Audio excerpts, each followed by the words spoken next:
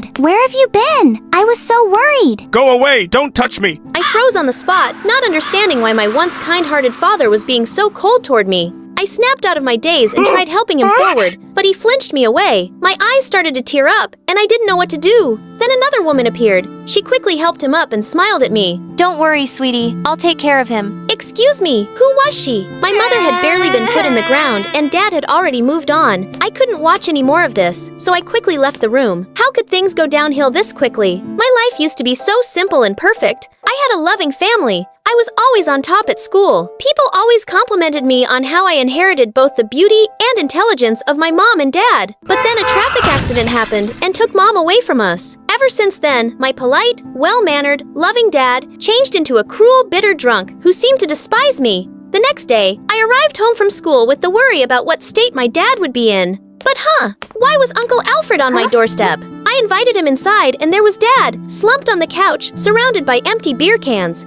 As soon as he saw us, he slurred out and started throwing the cans at us. Uncle Alfred then took me to dinner so we could have a talk, and I couldn't help the tears as I blurted out how bad things were at home. He patted my arm and said, "You father's been through a lot. I think it's best if we give him time to sort himself out. I think you should come live with us for a while." So that's how I ended up living with Uncle Alfred, Aunt Madeline, and my cousin Charity. At first, everything seemed fine. As bad as it sounds, it was a relief to be away from Dad and to be able to properly process my thoughts for once. I was so grateful to Uncle Alfred for giving me a second home. But then he went away on a business trip and everything changed. I was walking back to my room when Charity appeared in her doorway and tripped me up. As I stumbled and landed on my hands and knees, she snorted out, Yes, that's right. Bow down to your queen, you hideous peasant. You should know your place in this house. I know you're just jealous of me because your grades suck and you're not as pretty. Charity's eyes welled up. Then she shoved past me and ran to her mom. I followed up to her and explained what happened to my Aunt Madeline. She frowned at Charity, then scolded her. Phew! Fortunately, I had Aunt Madeline on my side. Anyway, justice is served, right? Wrong. As it wasn't long before my aunt's attitude changed toward me, too. One time, I was helping my aunt cook a casserole when the doorbell rang. It turned out to be an old friend of my aunt. As soon as she saw me, she happily said, "Wow, it's only been a few years, but Charity sure has grown up. The older she gets, the more she looks like Alfred, doesn't she? Look at her eyes and smile." I stared at Aunt Madeline in confusion and saw her mood immediately shift. That night, when I brought the casserole dish out, Aunt Madeline took one bite, then spat it into a napkin. You're clumsy, thoughtless, and now an awful cook. Be a bit more useful, will you? I stared at her open-mouthed, unable to find the words to say. Then Charity piped in, Please never make this again. Casserole is so gross, just like you. Then she smirked at me as she dumped the entire plate into the trash. Weird. Didn't Aunt Madeline tell me to cook this because it was Charity's favorite? It seemed like life in this house wasn't going to get any easier. Over the next week, their mocking and snide comments continued. One day, I styled my hair in a different way, and Charity snickered at me. What's that? It looks like you got a lobster on your head. Have you ever considered dyeing your hair, by the way? Because blonde really doesn't suit you. On another occasion, I was invited to a party, so I put on this cute dress. But when I walked downstairs in it, they both stared at me. My aunt said, Oh dear, is that piece of rag making you look even chubbier than usual? Or is it because you've been so well fed living with us? Another time, I was sitting at the breakfast table, dabbing lip gloss onto my lips. Stop! As I tried to grab it back, she snickered out. What for? Putting this on your gross lips just makes you look desperate. No one wants to kiss you anyway. Gosh, my patience with this girl was wearing very thin. Worse still, Aunt Madeline overheard the whole thing, but she just laughed. I didn't understand why they were being like this. I knew I wasn't ugly or fat, and far from it. I know I'm pretty, as I was always complimented on my glossy long hair. Well, until I moved here anyway. This was so confusing. Why were they jealous of me? It turns out that being too beautiful was not easy. Things got trickier when my dad, who's also the school principal, returned to work after his time off. He totally ignored me, and it made me feel terrible. Then I arrived home from school to Aunt Madeline fussing over me and asking if I wanted anything to eat. Huh? What? Oh, I see. Uncle Alfred was back from his work trip. It was time I exposed this mother-daughter duo's fake act once and for all. So that evening, I volunteered to cook. Yep, you guessed it. I made the casserole dish. As I brought it out, Charity accidentally shouted, Ew! I already told you I hate this dish. Aunt Madeline turned pale, and Charity gave this gawping, shocked look. Then I dropped to my knees and pleaded, I know I'm wrong. Please don't punish me anymore. I don't want to sleep in the basement again. Uncle Alfred looked very confused. So I continued. I forgot that Charity hates this dish. I've been punished several times, but I still keep on messing up. I'm the one to blame. What is this? I go away for a few weeks and come back to carnage? He ordered Aunt Madeline into their room for a private chat. We're not even related. Don't expect my mother and I to be nice to you. She said, then stormed off. What? What did Charity mean? Of course we were related. Aunt Madeline was my dad's sister, right? I wanted to know what was going on. So I hid behind the door and listened in on their conversation. Tell me the truth. Teresa is your child with Claire, isn't she? I was taken aback. Claire? My mother. Had I misheard her? I know. Mark told me. The day Claire had the accident, they ran some blood tests and he found out Teresa's blood type didn't match his. Obviously, she's not his biological daughter and she looks just like you. Now tell me, did you and Claire cheat behind our backs? You used to be in love with her before you married me. So Dad treated me like that because he found out I'm not his own daughter. And Alfred and my mom used to be in love before she got married to my dad. Explain to me. Enough. I have nothing to explain to you. Hearing footsteps toward me, I rushed to my room, closed the door, then crawled into my blanket, pretending to be asleep. Suddenly, I heard the door open. It was Alfred. Teresa, let's get out of here. I packed a bag and left with my Uncle Alfred. We moved into a small apartment not too far from his house. Even though he took care of me a lot, he never mentioned that day ever again. I didn't dare to ask either, so we just let it slide. He had to be my real dad, right? He just wasn't ready to talk about it yet. I tried to avoid Charity as much as possible, but this wasn't always easy as we went to the same school. It wasn't like I was scared of her or anything. It was just awkward. Then one day, I walked along the corridor to see flyers stuck to lockers, doors, windows, and floating around the floor. They all had a picture of my face on them, and scrawled across them was "This fraud is the product of her cheating mom and a married man." Everyone was giving me dirty looks and whispering about me. I panicked and rushed out of there, but I wasn't looking where I was going and bumped straight into a jock, and standing next to him was Charity. Enjoy the fame. These flyers were specially made for you. Right at that moment, my father appeared holding a flyer. He waved it in front of her. What is this? Who allows you to trash the school with this rubbish? Leave Teresa alone. I couldn't cope with my father right now, so I ran off to class. That afternoon, I heard the school speaker announce that everything written on the flyers was lies, and Charity would be in detention once the last bell rang. I just wanted to get home and hide away from the world. But as I walked outside, I saw my dad waiting for me at the gate. I had nothing to say to him, so I ignored him and walked off. Please, Teresa, at least hear me out. I stopped on the spot, then walked over to him. I guess it was time I found out the truth. So turns out, yes, I'm not his daughter, but I wasn't Uncle Alfred's daughter either. I found this and it made me feel so guilty. He said he showed me an artificial insemination certificate file. Turns out, after years of trying, my parents went to run some tests, and my dad was diagnosed as infertile. Mom didn't want him to be upset, so she secretly got artificial insemination and gave birth to me. It was never your mom's fault, and I was wrong to treat you like that. I'm so sorry. A fresh ran of tears streamed down my face with each word. I heard from him. Teresa, I'm so sorry that us adults' selfishness and bitterness has hurt you. Alfred and I will do anything to make it up to you. Even if you want to find your biological dad, we'll try our best. Him and Uncle Alfred, thinking there's no need to, as I've already got two amazing dads. I was walking down the street when a gust of wind blew my hat away and my long, shiny hair streamed wildly in the air. Her hair is gorgeous. She looks so glamorous and stylish. Is she a fashion model? I kept my cool, walking steadily, acting like their words meant nothing. But what they didn't know was that just yesterday I was still a plain, small-town girl with a thick, boring hairstyle that looked totally out of date. Hi, I'm Kira. I worked as a barista in a small but well-known cafe in Chicago. Don't forget to like and subscribe. Being quiet and introverted, I liked hiding behind the counter, watching customers smile over every cup I made. Thanks to my skills, I slowly earned loyal customers who adored me. Then one day, Beavis suddenly called and shook up my peaceful life. Hey Kiara, long time no see. I'm performing as a freelance singer now, and guess what? Your cafe is one of my main venues. Really? No, Cap, I can't wait to see you. Beavis was my high school classmate. He was gallant, gentle, and thoughtful. Your hair is so thick and beautiful, like Rapunzel's. That makes you really special.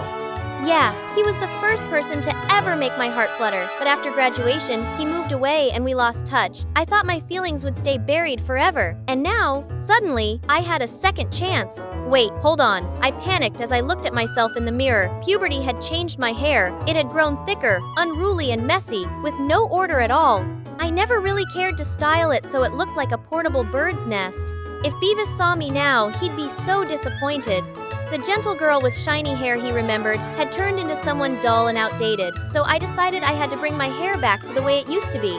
That night, I tried everything, brushing out every knot, using expensive hair masks, doing whatever I could at home. Deep down, I knew it was hopeless, but I was desperate, and of course, it all went back to the same mess. Out of options, I turned to Lila, my closest coworker, and begged her to pretend to be me just to meet Beavis. She was cute, stylish, outgoing, and loved by customers. Most of all, her dyed hair looked flawless. She was completely stunned by my bizarre request. Please, just once. You'll only meet him here at the cafe. I'll hide behind the counter and back you up. When I fix this disaster, I'll explain everything. I don't want him to see me like this. In the end, Lila agreed. When Beavis showed up, I pushed her forward to greet him. He looked surprised, but soon warmed up. And me? I just hid behind the counter, pouring my feelings into a cappuccino with a little heart on top. At first, their conversation was stiff, and I almost panicked. Talk about music. He loves music. Finally, it flowed. My heart sank seeing him laugh so easily with Lila, but at least I kept a good image in front of him. Day after day, the same scene repeated. Beavis would finish his set at the cafe, then head straight over to Lila. She was always there, waiting with a sweet cappuccino in hand, the one I had carefully made for him beforehand.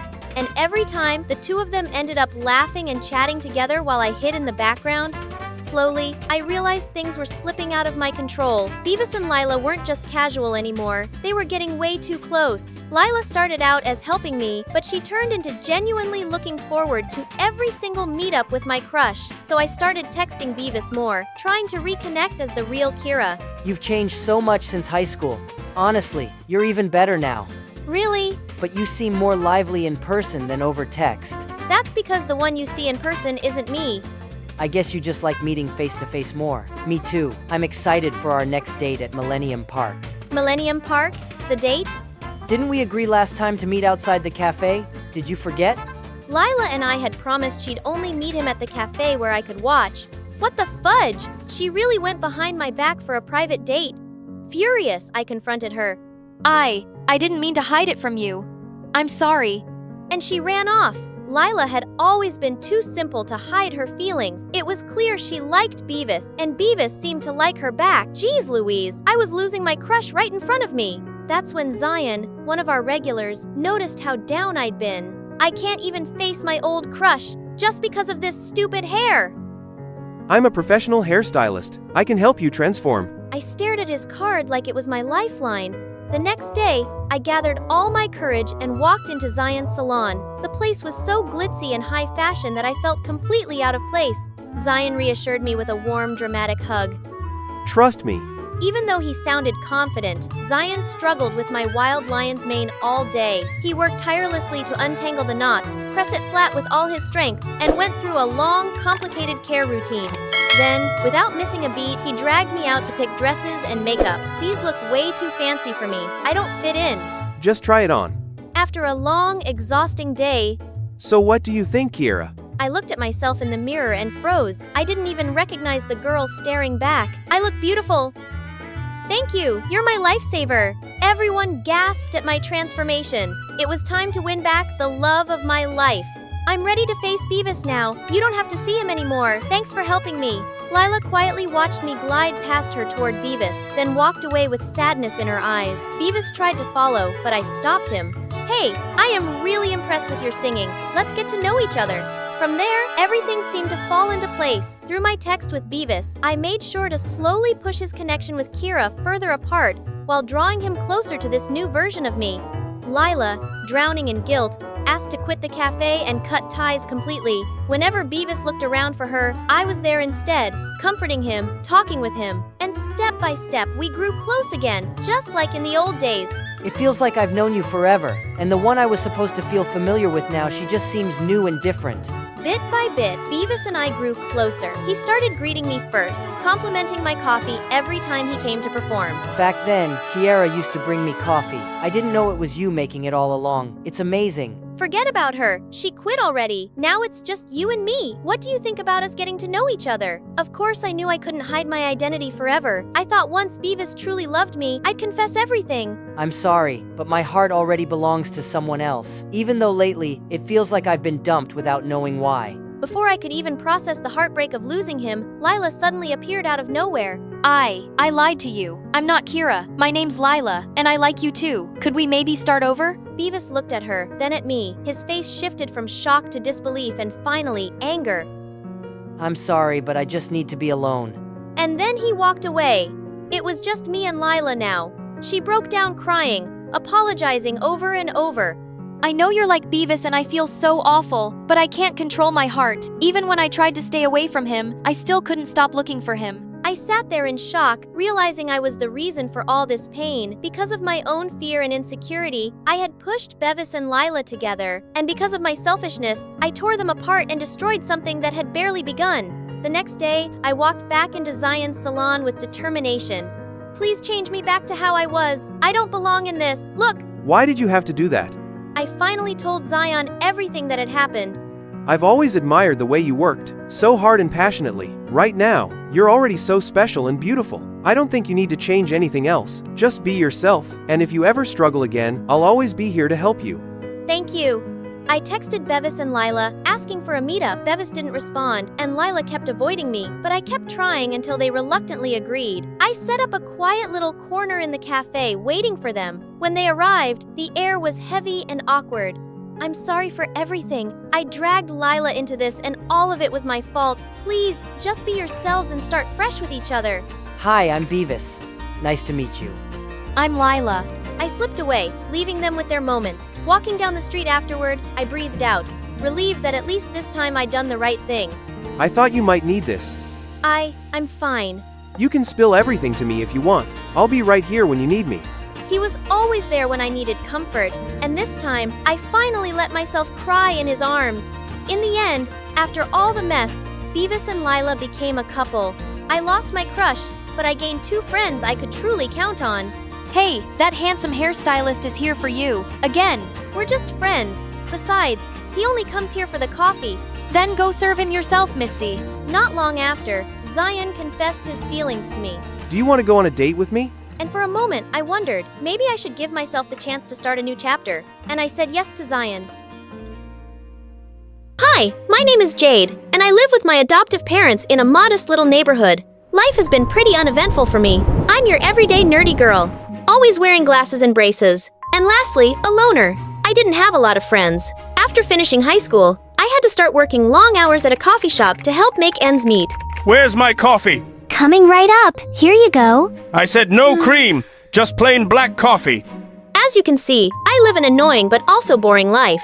And around it goes in a circle, every day the same as the last. But all that changed one day. As I was coming home from work that evening, I literally bumped into someone who looked exactly like me, only a lot more stylish. And that's when things got really weird. Oh, hell. You are truly the shabby version of me. Hi, Twinnie. I was still pretty stunned and surprised. I had no words. This was wild. I never knew I had a twin. Isabella snapped her fingers at me to jolt me out of my reverie. Hello, can you speak? I'm sorry, I'm just surprised. I have a sister. My parents never mentioned it to me. Same here. Don't be too surprised, darling. It's for a good cause. Besides, we have so much to catch up on. So she introduced herself as Isabella, and she said she was my identical twin sister. But the weird thing is, neither of us had no idea we had a twin. Well, as it turned out, Isabella had been adopted by a wealthy family, so we kinda had grown up in two completely different worlds. Unfair, right? While I was here working my ass off in a coffee shop,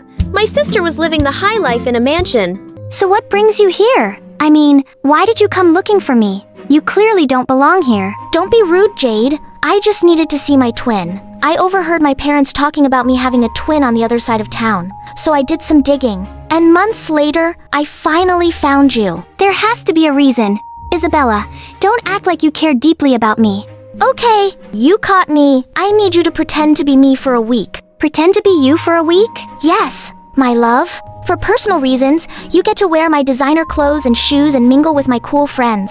And of course there is a handsome reward for you after the contract ends if you successfully fool them. I don't think I can do it. I would never be able to impersonate you. What if they find out? That could land me into so much trouble. Don't be naive. We both know you need this money. Besides, how would they find out if we don't tell them? No one has to know. But no matter what you do not get attached to the lifestyle. Don't kiss my boyfriend either. I was shocked and confused, but I reluctantly agreed to do it. Little did I know this one decision would change my life forever. So, I said yes to this offer and told my parents I'd be gone for a week. Isabella changed my looks and style my hair to look like hers. Also, I could enter Isabella's glamorous world full of fancy parties and her elite friends, Maya and Anne. Isabella had taught me how to act around them, what to say and what not to say. I lived in a luxurious home with a very big room all to myself. Here, I didn't have to worry about working my ass off at a coffee shop for little salary. Isabella's parents were hardly around, always traveling from one business trip or the other. And that made it easy for me to pretend I would attend exclusive parties and events. Isabella was a socialite and enjoyed attending high-profile events and parties where she mingled with other wealthy and influential people. I could enjoy the glitz and glamour of these occasions, rubbing elbows with celebrities and experiencing a taste of the highlight. Also, Isabella loved to shop and had a closet full of designer clothes and accessories. So, I went on shopping sprees every Tuesday. At first, I felt completely out of place. I did things very differently than Isabella. I was much nicer to the maids in the house and always treated people nicely. But as the days passed, I started to enjoy my new life, especially when I met Noah, Isabella's boyfriend. He was charming, handsome, and seemed to genuinely care about me. Isabella was one lucky girl, so I thought. We went on dates and romantic trips, and those were the best moments of my life. Although sometimes he kept asking if I was okay because I kept acting a lot different from Isabella. Awkward and not as classy and uptight like Isabella. One day, we went to a posh garden party, and this happened. As we walked through the beautiful garden, we came upon a table laden with hors d'oeuvres, including something called elk tartare. I grabbed a small spoonful of the tartare and popped it into my mouth, chewing thoughtfully. Wow, I'm shocked you like this now. Really? You mean I didn't like it before? It's really yummy. That's new. You always said yuck. Who would want to eat that? Well, I still despise it. I just want to try new things, you know. That's weird. Isabella, I know. Never wants to try new things. Noah smiled at me. I hope he didn't notice I was pretending to be his girlfriend, but I knew I couldn't tell him the truth about who I really was. I was living a lie, and I was afraid that if anyone found out, my life would be turned upside down again. As the days turned into weeks, my feelings for Noah grew stronger, and Isabella wasn't back yet. And I began to wonder what would happen when Isabella returned, and I had to go back to my old life. Would I ever see Noah again? Would I be able to forget about him? I tried to reach Isabella now that our contract was over, but she was unavailable and unreachable. Instantly, I had mixed feelings. I was angry she ditched me, but then something deep inside was happy she wasn't here yet. More time to enjoy her life, I guess. Another day, Noah and I went to another party, and the air was filled with laughter and chatter as the guests mingled in the corner. I noticed Noah was quiet, a troubled look on his face. I slipped my arm around his waist. Hey, are you all right? I'm just stressed out about this big deal at work. Sounds like you've got a lot on your mind. Don't forget I'm here for you.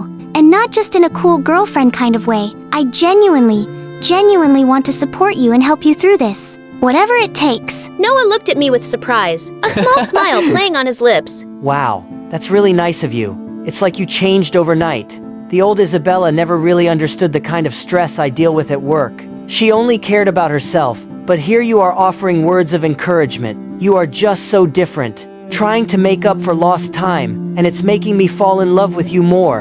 And boom! He kissed me, and I couldn't resist. This was so bad. I didn't realize someone was secretly watching us. It was Isabella, and she was back, and she had a disguise on. She signaled for me to meet her in her bedroom. I need to go. I'll be back, just need to sort out something. Are you okay though? 100%. You've gone too far, Jade. You were supposed to help for a week, not steal my life. I never meant for it to go this far, Bella. I just wanted to help. That's why I kept trying to reach you when our contract expired, but then things changed. You fell in love with my boyfriend. You can't just play pretend with people's hearts. Noah loves me, not you. Before I could respond, the door swung open and Noah stood in the doorway, his expression a mixture of shock and betrayal. What's going on here? Is this some kind of sick joke? Are you both in on it? I'm sorry, Noah. I knew I can't change who I am. It is in my nature to be flirty and rude, but I knew if I had to use my twin sister's help, you would eventually forgive me. So you tried to fool me. I knew there was something off about you, Isabella. You have always been self-centered and manipulative. I didn't think you were real in the first place. So dishonest. I never want to see either of you ever again. I'm sorry, Noah. I just want another chance to win you back. Having an affair with her was so uncool. Without another glance, he turned and walked away, doubt leaving me and Isabella alone in the room. I was totally ashamed of myself. Are you happy now? Since you didn't fulfill your end of the bargain, there is no reward for you. Just get out of my house and never set foot here again. She was wrong and cruel to do that. But I wasn't innocent either. I should never have agreed to do this because deep down I knew it wouldn't end well. So I went back to my life. Back to being a coffee girl. A month later, I was at the coffee shop and someone walked in. Lo and behold, it was Noah. He had come to order coffee. A smile lit up my face, and I thought finally he came back for me. But my smile died when I saw him with another girl. I knew I would meet you here. Yeah, I work here. Well, no hiding. This is my life, Noah. Look, I know this isn't the right place or time to apologize, but I'm very sorry. I needed the money so badly. I knew it was wrong, but He pulled me close and kissed me for the second time, passionately. When he released me, I stared, shocked and confused at the lady he came with. She was smiling at us. No need to be worried. That's my little sister. In fact, she helped me track you down. I was so angry at you for lying to me, but my heart wouldn't let you go. Well, I love you. You might look like Isabella, but you are very different from her. I was so happy that I pulled him into an embrace. So can we start over again? Yes. Hi, I'm Noah. And you are? Jade. I'm Jade, your barista girl. Do you want to order a coffee or perhaps a huge